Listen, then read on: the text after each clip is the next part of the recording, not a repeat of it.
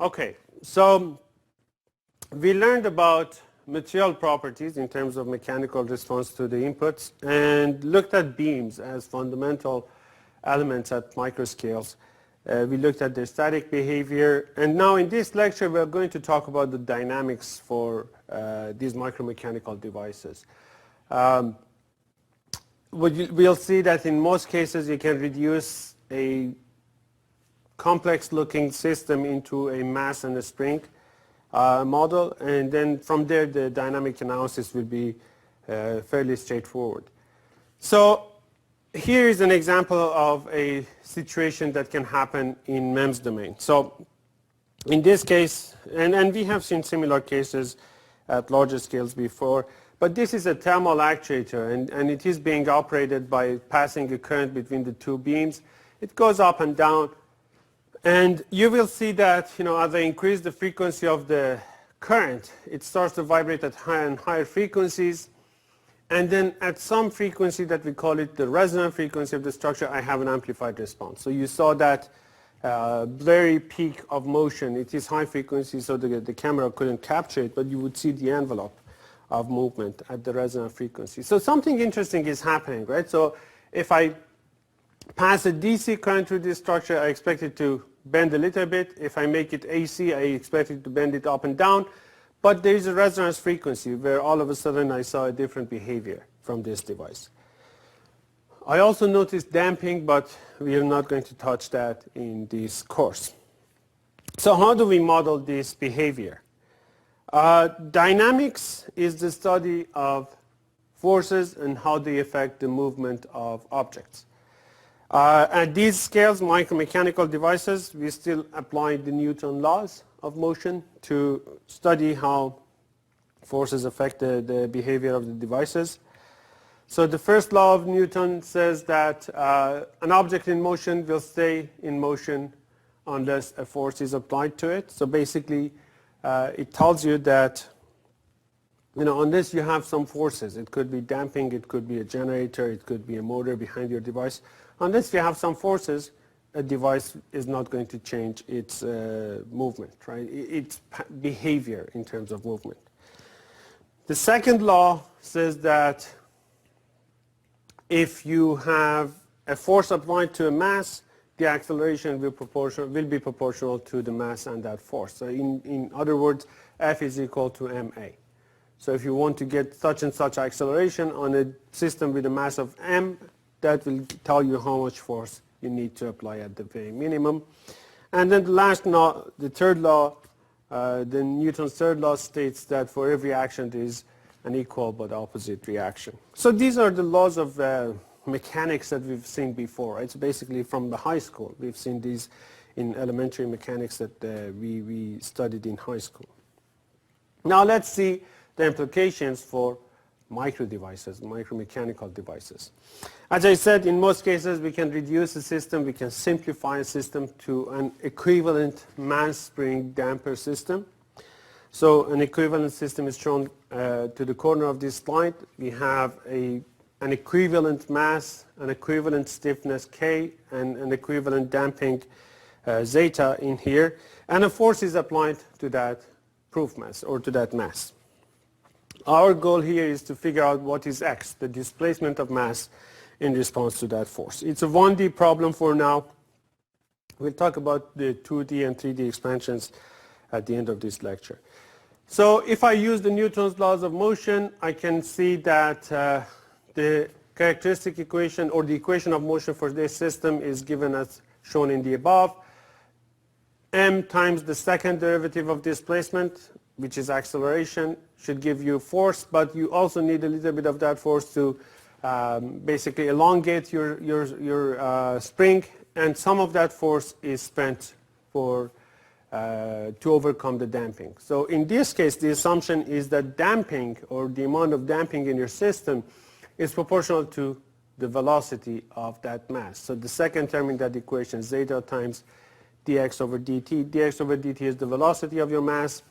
Zeta is your damping coefficient. So the assumption here is that damping is proportional to velocity. This is a reasonable assumption in most cases. The reason that we use it a lot is that it's an easy assumption. In reality, things are not that simple, right? So for example, even the simple case of friction, you have more complicated situations than that simple damping assumption here. But it turns out that for most applications, this is a good enough assumption. And for many of the micromechanical situations, this is actually a very good assumption. So the sources of damping that we have at these scales, at the small scales, is basically, for example, friction with air or squeezed film damping, that you want to squeeze a little bit of air in and out of the gaps. And it turns out that this assumption of damping being proportional to velocity is quite good for those situations. So we're going to stick with that. And then your stiffness mechanism, whatever it may be, we assume that is linearly proportional to the force that you apply. We have two situations. Case one, you have free vibrations. These are situations where you have some dynamic response in your system without an external force. So this could be when I basically, let's say, stretch the spring, I move the proof mass from the initial rest position and then let it go without applying any external forces to it. I want to study what happens to this system. And under free vibrations, you see a behavior that is inherent to the properties of the device. You see something that is fundamentally telling you something about this device. We'll see that in a second.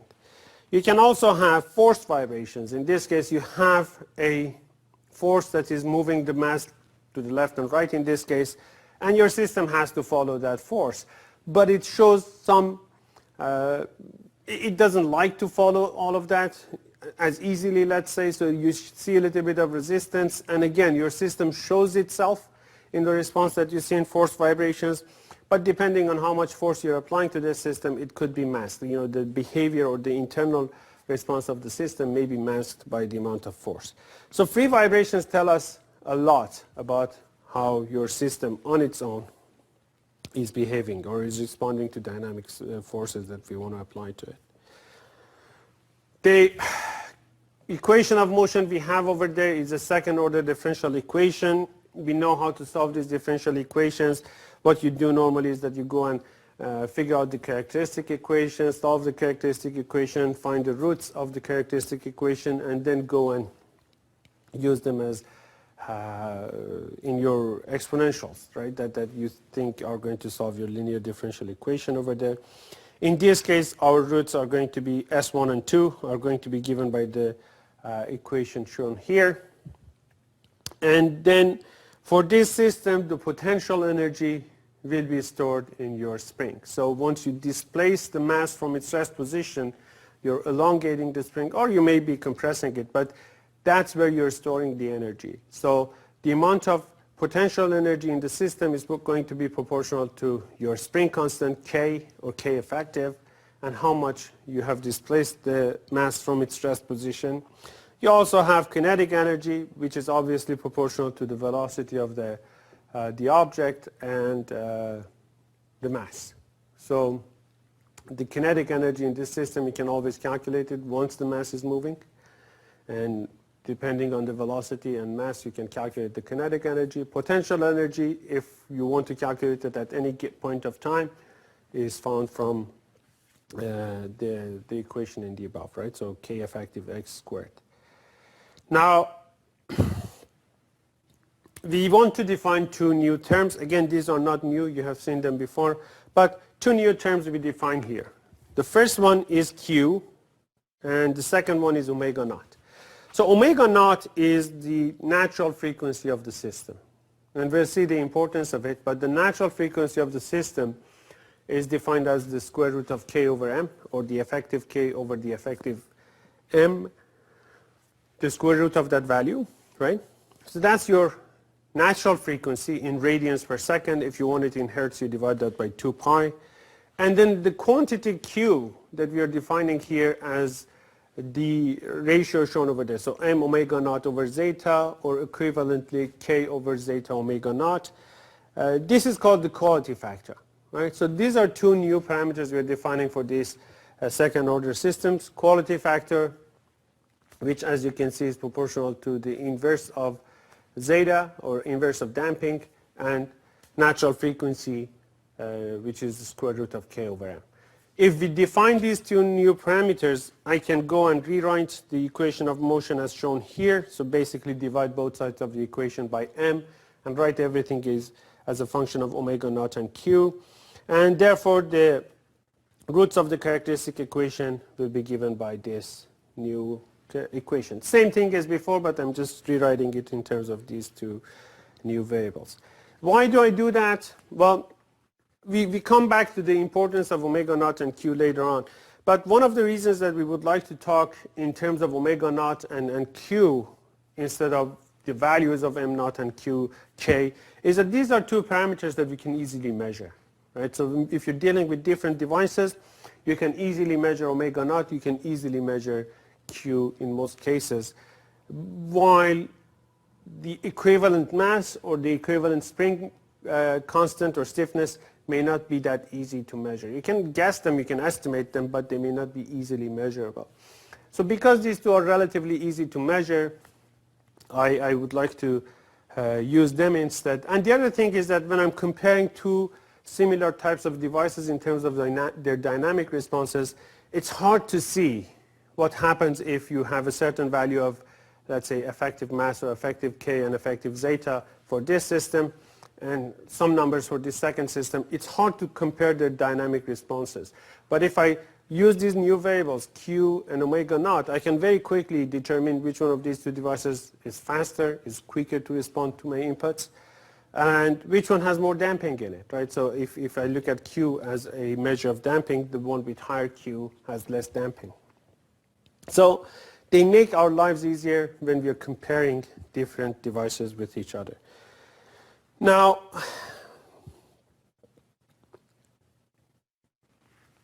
if you use those two, the roots of characteristic equation to find the time response of your system to input force F, assuming it's a step force, you can see that it's given by this expression here. If we assume Q is much larger than 1, what is much larger than 1? Typically a Q of 10 is considered much larger than 1. For MEMS devices, for micromechanical devices, Qs can range from somewhere around 1 all the way to millions. So a Q of larger than 1 is usually, a much larger than 1 is usually an assumption that we take in most micromechanical systems, unless there are various forms of damping that make it a special problem. But in most cases, your Q is much higher than 1 anyway for these micromechanical devices. And if Q is much larger than 1, this 1 over 4Q squared is a very small number. You can get rid of that, and approximately your time step, your response to a step will be given by this expression here. Okay? So if your force looks like that, this is how your output will look like, right? There is some ringing in the response. It takes a little while for the output to reach its final value. How much time? Well, you can see it from this expression. You roughly need about Q cycles, right? So T has to be about Q cycles. One cycle is one period of the, based on the natural frequency of your system. After Q cycles, this becomes small enough that you can ignore the ringing. Practically, it is still there. But this is a characteristic of a high Q system. You see ringing in the response of your high Q system. Okay? And just by applying a pulse to this system, you can immediately calculate the resonant frequency of this device, or the natural frequency approximately of this device. Right? You measure the distance between these two peaks, and that's a period based on 1 over omega naught, 1 over f naught. And by looking at how fast this amplitude drops to 0, it takes about Q cycles. You can also measure Q. So as I mentioned, these two parameters are very easy to measure practically.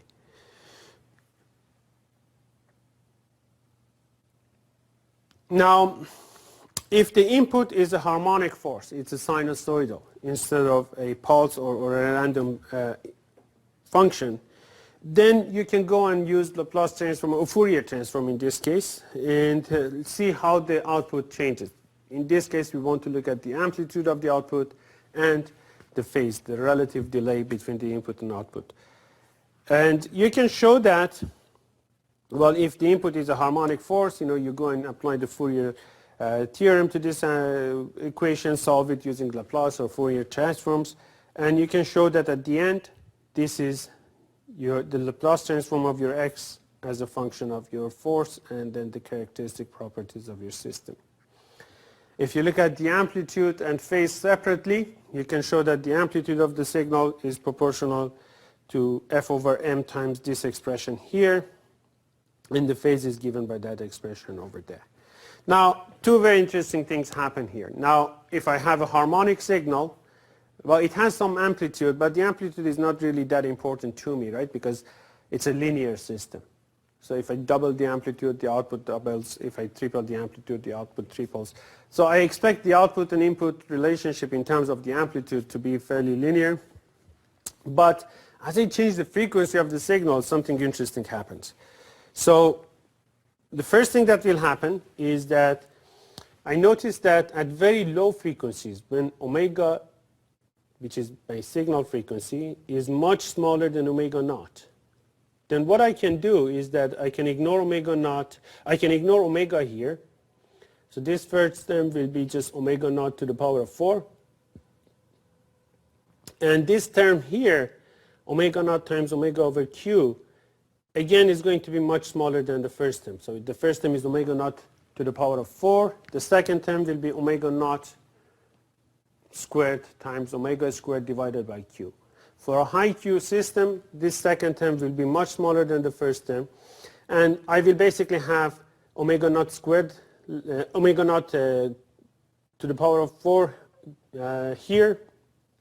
And then if I remember that omega naught is k over m, square root of k over m, all that I have left out of this square root here is just k over m, cancels m here, so all you have is x of j omega at low frequencies is just f over k, which is what you expect. This is basically the static response of your system, right? You apply a force F to the system. You don't expect the damper to do anything. You know how much the mass moves is going to be proportional to the stiffness, right? F over K is going to be the amount of the displacement of that mass. You do not expect to see a dependence on mass or damping in that initial movement. So for very low frequencies, and low in this case is relative to omega naught, you expect a more or less constant amplitude response, F over K.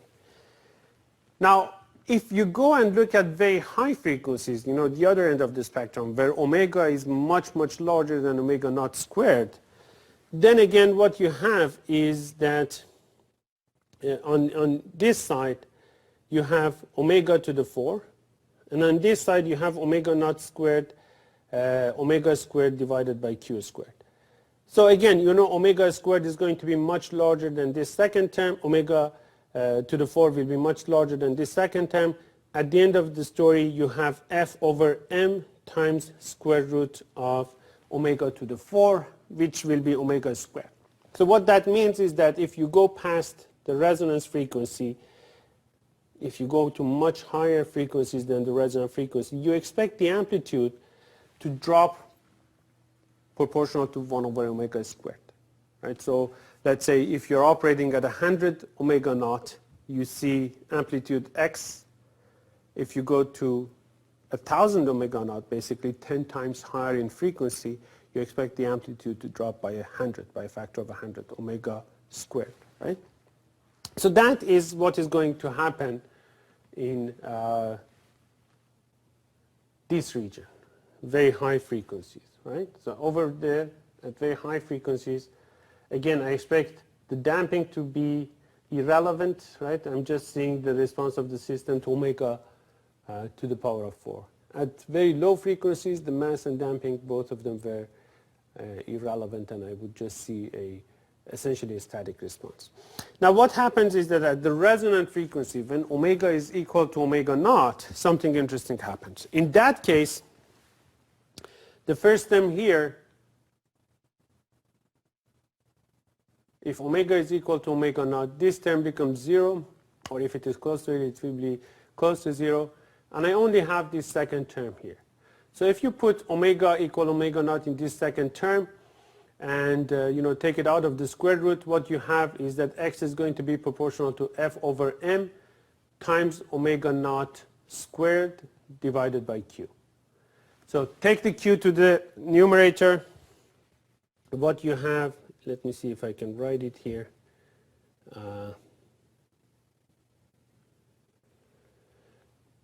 What you have will be f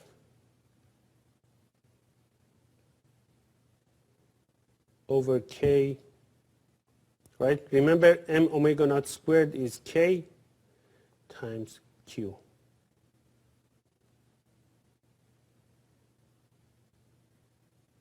Right?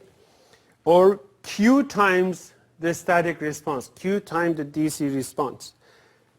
What does that mean? At resonance, the peak of that displacement, the displacement of the proof mass relative to its rest position, is going to be q times larger than the low frequency response, right?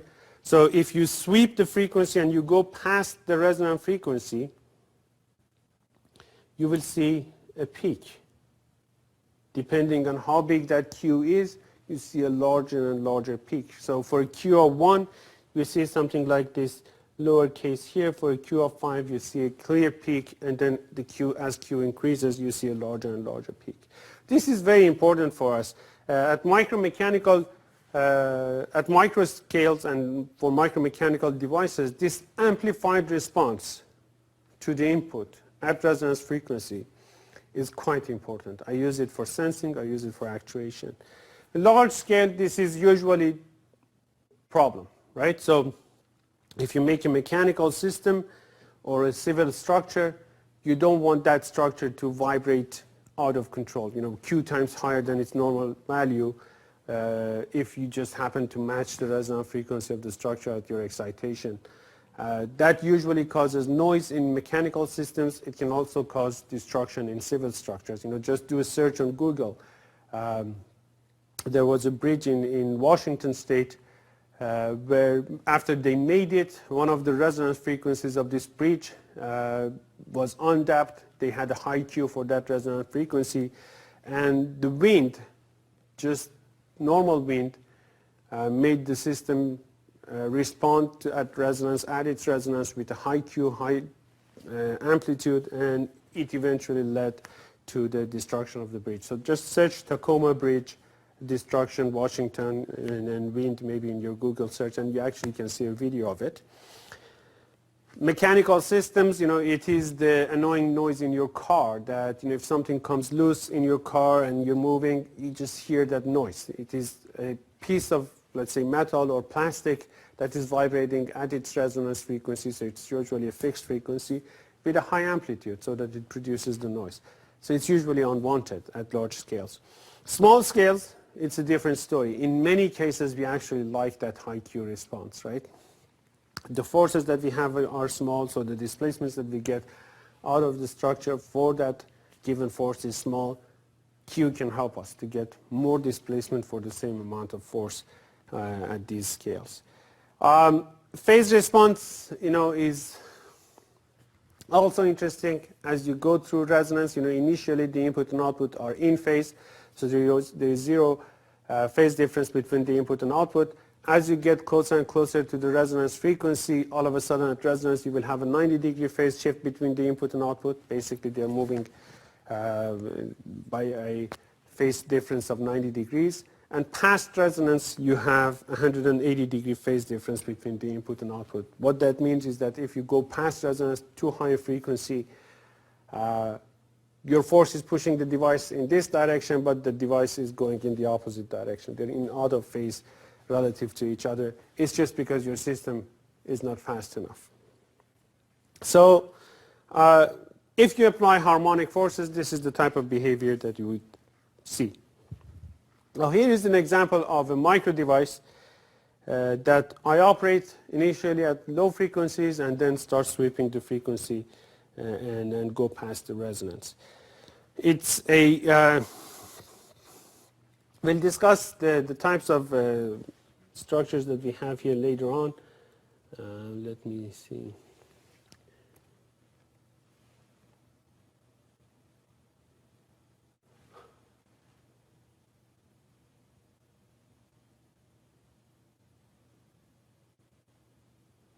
Okay. Okay. So as you can see here is that the middle part is the part that is moving, that can move. I'm applying a low frequency signal to the top electrode. I move the middle part up and down. Okay. There is an electrostatic attraction between the middle part that is free to move and the top electrode that is fixed to the substrate. At low frequencies, I apply, let's say, 1 Hz signal to this, and I get that displacement out of it. Now, what I'm going to do is that I'm going to increase the frequency of the signal. So what happens is that I drop the input amplitude, the signal amplitude, so the vibrations are too small and also too fast. Once I hit resonance, even though this device is operating in air, you saw that blur, that shadow of the device. And it's because at resonance, the device all of a sudden responds to that input at magnitude, at an amplified level, right? So in this case, the device had a Q of about 500. So before resonance, we didn't see anything. At resonance, you see the envelope of motion, the envelope of movement, just because you have such a larger response to your input signals. Now, let's go through one example here. We want to find out the resonant frequency of a cantilever, right? So this is a device that we saw before. We said beams are really important in MEMS. And in here, what I want to do is that I want to figure out what is the resonant frequency of a cantilever. I'm going to use it as a dynamic device. And the assumption I'm going to make here, because I don't know enough dynamics yet, is that, I have this device whose length is L, the width of the cantilever is B, and the height is H. I'm going to assume that, the entire mass of that cantilever is concentrated at its end. So I'm going to assume that this cantilever itself is massless. It's only providing a restoring force for me. It's a mechanical spring for me. And all of its mass is concentrated at its tip. All of the mass that I had for this device is placed at its end. And I want to figure out what is the resonant frequency of this structure. So let's just quickly solve this with each other. So what I do is that I go and I now have tables for the spin constant of the cantilever. I can go and look it up, or I know how to solve the Euler-Bernoulli equation. And what you can do is that you can go and see, okay, the effective spring constant for a cantilever is 3EI over L cubed. And I, in this case, because this is bending in that plane that is shown, I is going to be BH cubed over 12. So if I use that for I, then I get this expression for K, right? So it's going to be E, the Young's modulus, BH cubed over 4L cubed. And the mass that I'm putting at the end of this cantilever is, well, the volume of the cantilever, BHL, times the density of the material, rho. So if I assume that is the stiffness of the device and that is the effective mass, I can go and calculate the resonant frequency from this expression, K over M, and plug the values in here, and eventually I'll see that the resonant frequency is 1/2 H over L squared times the square root of E over rho. Now, I should know in the back of my head that I'm underestimating the resonant frequency, right? Because the effective mass of this cantilever cannot be the same as its mass. If you look at a piece of this cantilever that is very close to the base of that cantilever, that piece is not moving, right? Well, it's moving with a very small amplitude compared to, let's say, a piece that is closer to the tip of the cantilever.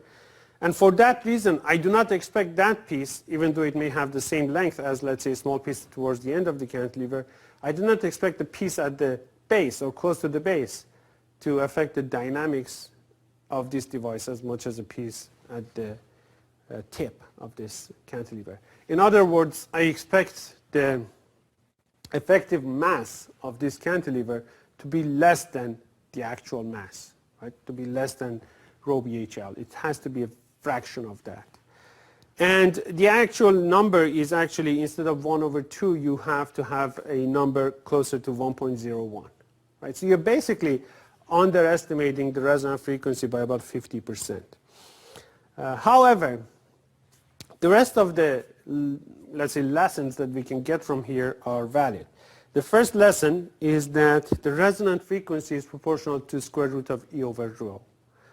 So rho is mass density, E is the Young's modulus, right? So what that tells you is that the material matters. So what you use to make that beam matters. If you use silicon that has a relatively high E over rho ratio versus, let's say, a polymer that has a much smaller E over rho ratio, you get different resonant frequencies even for a given dimension for the device. That's sort of obvious, right? That's what is, we have a gut feeling for it as engineers. And just keep in mind that the square root of E over rho has its own significance in mechanics or in physics. We call it the acoustic velocity, right? So that's the speed of propagation of acoustic waves in a material. So E over rho, and the square root of E over rho. The other thing that we see here is that the resonant frequency, we calculated, it's only proportional to H and L. It doesn't depend on the width of that cantilever. It only depends on the height and the length of that cantilever. So why doesn't that depend on B? If you make it twice as wide, what did you think might happen? So I'll give you a second to think about it and convince yourself that it shouldn't depend on B.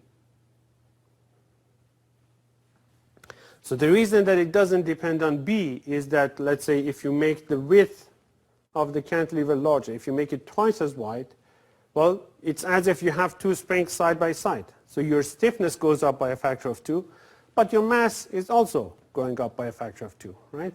And so does your effective mass, right? So when you take the ratio K over M, you shouldn't see any difference, any dependence on B.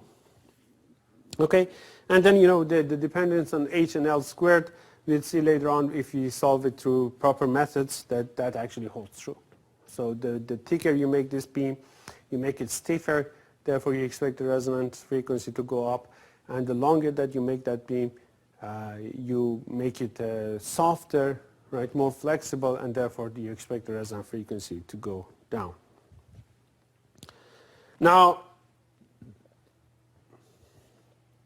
with a simple mass spring system, the analysis that we had is quite helpful. The challenge is that in most situations, when you do, let's say, a measurement and you go and change the frequency of your excitation and look at the displacement, instead of one peak, you see multiple peaks. So you see a peak at low frequencies, and then another peak at a different frequency, and then another peak at a different frequency. And you really, in fact, can see an infinite number of these peaks. Another thing that you will notice is that each one of these peaks has a different amount of width, right? So basically the Q for each one of these peaks can be different. Now, one way to simplify these kinds of problems, if you see that kind of a behavior, is that you go and say, I'm going to assume each one of those peaks, each one of those resonant frequencies is produced by one set of mass spring systems. So I will produce one for the first peak and come up with one for the second peak and one for the third peak and so on and so forth. And I assume that these are all working in parallel, and I see the combined output of them. It's a good assumption in most cases. It's a good way of solving problems in most cases. However, it's not applicable to all cases, as you might have imagined. And then take it into consideration that there could be resonant frequencies in there where the Q was too low. So let's say Q was less than 1, and they didn't even produce a peak, but they are still there. So you wouldn't see them. Do they matter or not? Depends on what you want to do with the system. Sometimes the phase difference they produce is important, even though they may not produce a measurable change in amplitude. So, in most cases you can come up with an approximation like this and put a bunch of these second order systems in parallel, but not always. So if you want to be more accurate, you have to go and look at the interactions of these masses and springs between each other as well. Right? So you have to look at this whole system that is producing those multiple resonant frequencies as a multiple degree of freedom system where you have masses and springs that can actually affect each other and not just running in parallel with each other, and you just see the output, the combined output. So in a case like that, we go and come up with a matrix-based solution, matrix-based model. In here, we have a system of equations that describe the dynamics of this system for us. So for example, at the bottom of the page, I'm showing you a system where we have 2 masses and 4 springs that are connected to these 2 masses and anchors. In a system like this, the matrix M is a diagonal mass matrix. So this is your masses M11, M22, M33, or just M1, M2, M3, just on the diagonal elements of that matrix. X is a vector of displacement. So if you have R masses, X will be a R by 1 matrix where Xi is the displacement of mass I. And then K, which determines the stiffness, the relative, let's say the coupling between these masses and the relative displacements between these masses. It's called the stiffness matrix, and the inverse of it is called the flexibility matrix. K takes a little bit of time to put together, the matrix K. In this case, the element Kij is the force on mass I when you apply a unit displacement to mass J, right? So we'll go through that, an example to show you how that is done. But Kij is the force on mass I when you apply a unit displacement to mass J. And I'll show you how that works. So K11, 1, you set all the other displacements to 0. Okay? So that's the condition. You set unit displacement to mass J, all the other displacements are 0, and you calculate how much force you're applying to mass I. Now, a property of matrix K is that all non-diagonal elements will be negative and symmetric. So basically, Kij is equal to Kji, and if I and j are not equal, Kij's are negative. And it is symmetric because what happens on 2 elements, it's a linear system. It's if you move mass I or if you move mass j, you expect the same kind of a relationship, a similar kind of a relationship between them. And it is negative because once you move one mass, you're going to push the other mass behind it. But in case of one, let's say K11, for example, you move this mass and you're displacing it in the same direction. For K12, the displacements could be, or the forces could be, are in negative, in opposite directions. So if we look at the system like this, let's just go through that example quickly together. I'm going to switch to the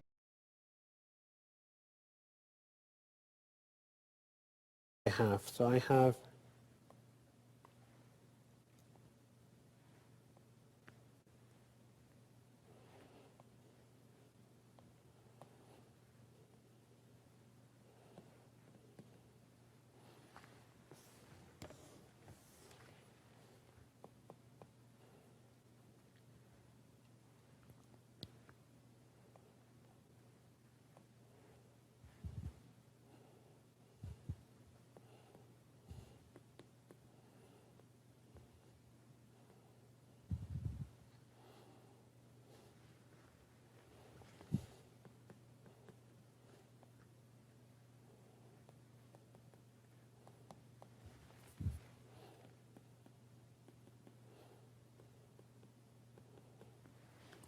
Okay, so this is the system we had. X1 is the displacement of mass 1, X2 is the displacement of mass 2, and I have K1, K2, K3, K4 connecting these two masses to each other and anchor as shown here.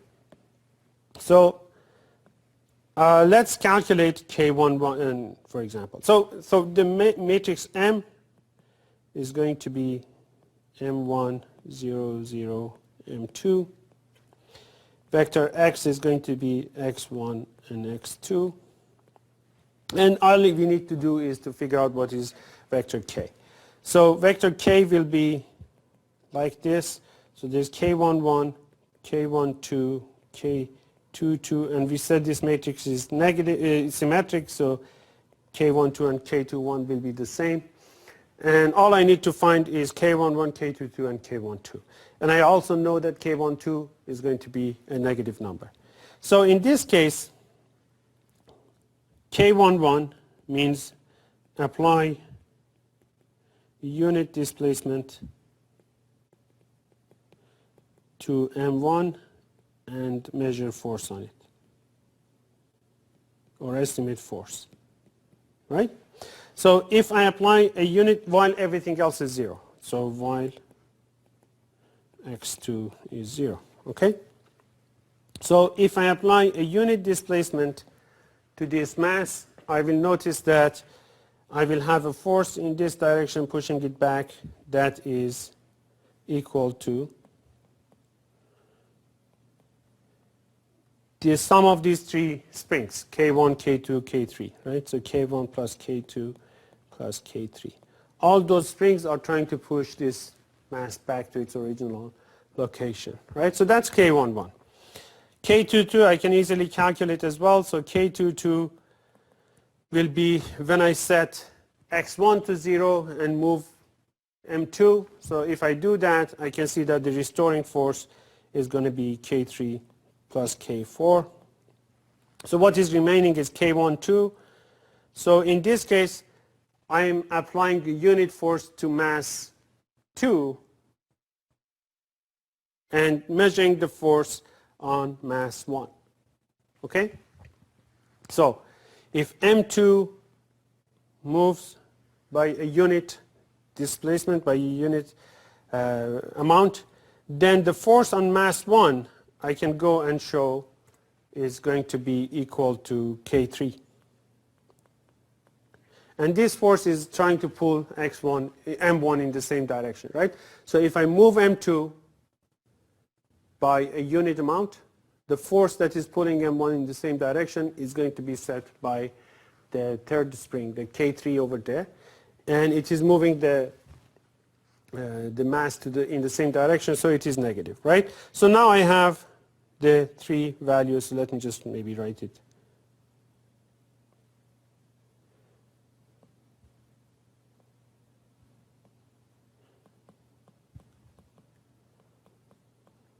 So now I can actually say that, and K21 is going to be the same as well, right? So if I move M1 by a unit amount and then keep M2 constant, the force that is pushing M2 and trying to move it in that same direction is going to be by how much I have displaced, or K3, right? So it's going to be minus K3. I could have done it the other way. So I could have calculated K21 instead of K12. And then that's it, right? So now I have a system of equations, a system for a matrix for K and M, and then whatever that X may be, I can figure out the response of the system to it. Or if I have a force on the other hand, so for free vibrations, if I have forced vibrations, if on the other side of the equation I have a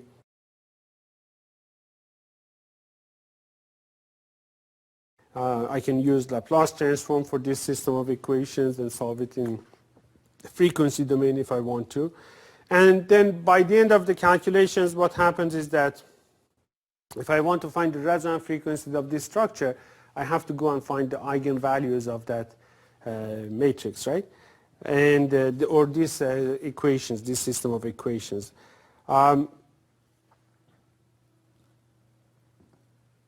They will be different. So if you go back to the previous slide where we had multiple peaks and we put multiple devices, multiple second order systems in parallel, all those resonant frequencies will be independent of each other. Once you do it properly in a system shown like here, the eigenvalues of this equation will depend on each other. Right? So if you change K3, there's a good chance that multiple of those resonant frequencies will change, or K1. And then, so that's that. So those are the actual natural frequencies of the system. In a case like this, we usually ignore damping, right? So it just complicates the whole problem quite a bit more. But you can add it if there is a need. Now, for each eigenvalue, I will have a eigenvector, right? So this is where I have the most efficient response in terms of how my system is responding to the input. And for those corresponding eigenvectors, I call them mode shapes for that system. So for a simple mass spring system, you basically pull down the mass and you let go. Free vibrations, you see this mass is going up and down. And if you have a system like this, and you solve the system of equations, you will see that you have two eigenvalues and two eigenvectors. And when you look at what those eigenvectors mean, it looks like that at resonant frequency 1, for example, the two masses are moving together. So M1 and M2 are moving together, same direction, in phase, right? It could be different amplitudes, but they're moving in phase. And for the second mode shape, they're moving out of phase. So once M1 is moving in this direction, M2 is moving in the opposite direction. So these will be the two mode shapes for this system, right? And each one of them will happen at a different frequency, at a different eigenvalue. Now, if you have a continuous system, a piece of material that you're looking at as a mechanical system, then you have an infinite number of degrees of freedom, right? So basically you can go and say, I look at this cantilever, for example, as a concentrated mass at the tip and a spring for the rest of it. That will be the equation, the problem that we just solved together. But that's obviously an oversimplification. Instead of doing that, you could have said that, okay, I'm going to look at this cantilever, I'm going to divide it into two pieces. The first piece here has its own effective mass, effective spring constant, and the second piece here, and these two systems are coupled to each other. So I can go and create a matrix, two effective masses, two effective spring constants, and analyze that. And then I'll see that I will have the resonant frequency where the cantilever goes up and down like this, and then I have a second mode. This is where these two pieces of mass are moving in parallel, in phase. And then I have a second mode where the end part is moving in opposite phase of the first part, right? So the middle part is going up, the end part is going down, and vice versa. But then again, you can say, well, you know what? I'm going to divide it into three pieces, right? So one piece here, 1/3 middle, 1/3 at this end. And you calculate that, and then you have three eigenfrequencies. And then as you reduce the size of those pieces that you have for this cantilever, you get more and more resonant frequencies. So a continuous system has infinite number of resonant frequencies and mode shapes. Now, to make it more challenging, you have other types of system response as well, right? So we only consider the cantilever going up in that plane, but it could also go in and out in this plane. And it could also have some rotational response. And it could also have some extensional response, right? So it just becomes longer and shorter. All of those are possibilities, right? And therefore, when you look at a continuous system, you have flexural modes, basically, bending of the structure. You have extensional modes where the device becomes larger or shorter. You have torsional modes, which are about rotation of the system, and so on and so forth, right? And there's infinite number of each one of those modes as well. So they are, in general, quite complex. However, in most situations, we are usually concerned with the lower modes, lower frequency modes, let's say the first few vibration modes. And in most situations, the flexural modes, the bending modes, have lower frequencies than other modes. So, for example, when you look at if you have a beam and you're considering the extensional mode, it's going to extend like that, right? So it's going to be, the beam itself is becoming shorter and longer. However, you can imagine that is going to be a fairly stiff string, right? We did the calculations when we talked about the statics. The extensional modes are high frequency. The effective spring constant is very large. But the same beam can bend up and down, and it can be much, much lower frequency. In most cases, bending modes have lower frequencies than other modes. So when you're looking at a structure and you're looking at its, let's say, the first few resonant frequencies and vibration modes, usually you're dealing with flexural modes. Not always, right? So I can have this cantilever, if I attach two big wings to it, it will have a low frequency torsional mode as well, right? And another point is that, once you go higher and higher in frequency, usually the separation between these mode frequencies and shapes will decrease. So the first resonant frequency, let's say, maybe at 1 kilohertz. The second one is at 1.5. The third one is at 1.8. The fourth one is at, let's say, 2.1. The separation between them starts to become smaller and smaller. That's typical for these systems. So here is a typical case. I have a cantilever. The left end is fixed. Let me move my... The left end of the cantilever is fixed here, and this is the free end. So this is the first vibration mode. But then I can have a second mode, right? The blue one is the second mode. When the first, let's say, half of the cantilever is moving in opposite direction. Sorry, this one.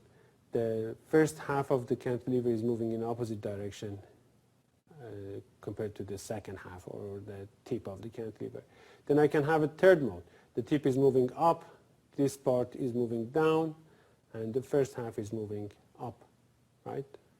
And then fourth mode and fifth mode and so on and so forth. If you have a bridge, you can have a similar situation. So this is the first mode. Both ends are fixed. The first mode looks like that. That's the amplitude. And then the second mode, half of the bridge is going up, half of the bridge is going down. And then the third mode, you can have two first. It's not exactly third, but let's say two first thirds at the two ends of the beam going up, the middle is going down, and so on and so forth. To help you visualize this, let's just look at this video here. So this is the first vibration mode of that bridge, and then you're going to see the second mode and higher modes as well. So this is the second vibration mode, and third mode, and so on and so forth.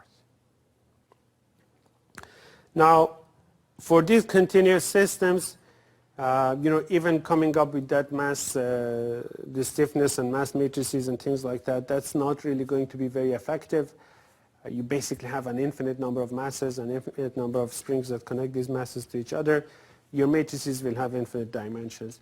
So for continuous systems, we usually deal with them in a different way. We look at, instead of considering them as discrete mass spring systems, we look at how a wave propagates, an acoustic wave propagates through the structure, and solve them as wave problems. So if we do that, this discussion is in your textbook, the second textbook that I mentioned to you, the one that was authored by me. But the full discussion is there, but it's beyond the scope of what we're covering in this course. And then at the end of the story, you can go and show that the resonant frequency of your beams is given by this expression. Remember this part, we actually got the same expression when we used that simplified approach of a concentrated mass at the end of the beam. And Kn is the coefficient that changes depending on your boundary conditions. So for a cantilever, Kn is going to be 0.16 when you write the frequency in hertz, not in radians per second. So and then let's say that's the first mode, the second mode is 1, the third mode is 2.8, and so on and so forth.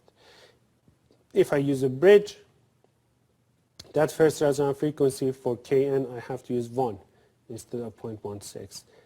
And maybe just think about it for a second. Why does the resonant frequency of a bridge, why is it higher than that of a cantilever of similar dimensions? So convince yourself that it should be the case. The boundary conditions do set the value for your resonant frequencies. Now, all the stuff that we said so far is for a one-dimensional mechanical element, right? A beam. things will get more complicated as you have other dimensions. So this is a square, and in this case, for the in-plane movements that are possible for this square, you're going to have a whole bunch of vibration modes. So if you want to have a look at some of them, this is one bulk mode, right? So two sides of this square are going inwards, the other two are moving outwards. This is an extensional mode. All sides are going out and in at the same time. And then these are in-plane modes. You can have auto-plane modes, right? And then you can have a portion of this square going out, the other one going in, and it could be symmetric, it could be half, it could be quadrants. All of those things are possible, right? So in-plane, auto-plane modes, all of them are possible. And you know, for a circle, for example, for a circular resonator, this is a disk of a given height, and usually that height is much less than the radius of the, or the thickness of that disk is much less than the radius of that disk. But you see all sorts of vibration modes, right? So in this case, you have extensional modes, you know, patterns that go around, waves that go around, deformations of all sorts of situations, and things like that. So in cases like that, for most situations, we really have to go and use software to find you know, the resonant frequency and mode shapes of structures that are more complicated than simple beams or squares or circles. In most cases, we need to rely on software. However, for most micromechanical structures, you can go and identify which part of that structure is behaving as a spring, which part of that structure is behaving as a rigid mass, and simplify that structure to a mass spring system and do most of your analysis by hand and get a lot of insight from it. But in general, things are a little bit more complicated. Now, last discussion here, we talked about the beam and vibrations of a beam, right? Now, there are many situations where you actually put an axial stress on that beam, right? So, for example, think about, and it's not exactly a beam, it's a string, but think about a guitar string, right? So you go and put stress by tuning the guitar. You can just increase the amount of tension on that string or reduce it. And as you know from experience, putting more tension or changing the tension will affect the resonant frequency of that string, will affect the sound frequency that comes from that spring. And again, from experience, you should know that as I put more tension on that spring or string, the resonant frequency goes up, the mode frequencies go up, the sound is higher frequency, and as I reduce the frequency, the tension on that beam, the resonant frequency goes down. Now, if you want to solve that system and figure out what is going to happen, you have to solve this modified Bernoulli equation. So everything that is the derivative of x is telling you the static response, but you have dynamic response in this case as well. So you have this this term here that gives you inertia, right? This is mass times the second derivative of the displacements. And this is your damping, and this is the effect of the axial force, the stress on your system, right? Can you solve this equation? In most cases, the best way to solve it is to use the method of separation of variables if possible, not always possible. Now, I would like you to think about what happens here. So this is a graph showing resonant frequency versus axial stress. So as some beam, you know, this is the initial resonant frequency. As I increase the stress, the axial stress, the resonant frequency goes up. As I put compressive stress on it, you know, this is tensile stress. If I put compressive stress on it, the resonant frequency goes down. Now, think about what happens at this point here. It looks like the resonant frequency is going to 0. So what does that mean? What happens at that frequency? And think about it, and we'll talk about it during the live sessions if you are interested. So that's it about the dynamics of these devices. We are not really going to get into too much detail. Don't worry about the equations that you're seeing here, the differential equations that seem a bit scary. We are just going to use the results from these equations, and basically in most cases for the level of information that is needed for this course, you're basically dealing with the mass spring system plus some damping in some situations. So hopefully the assignment that you solve and the other suggested problems from the textbook and then midterm and final exams will help you get a good grasp on this topic. This is it for the issue of, or the topic of micromechanics. The next topic for us will be transduction.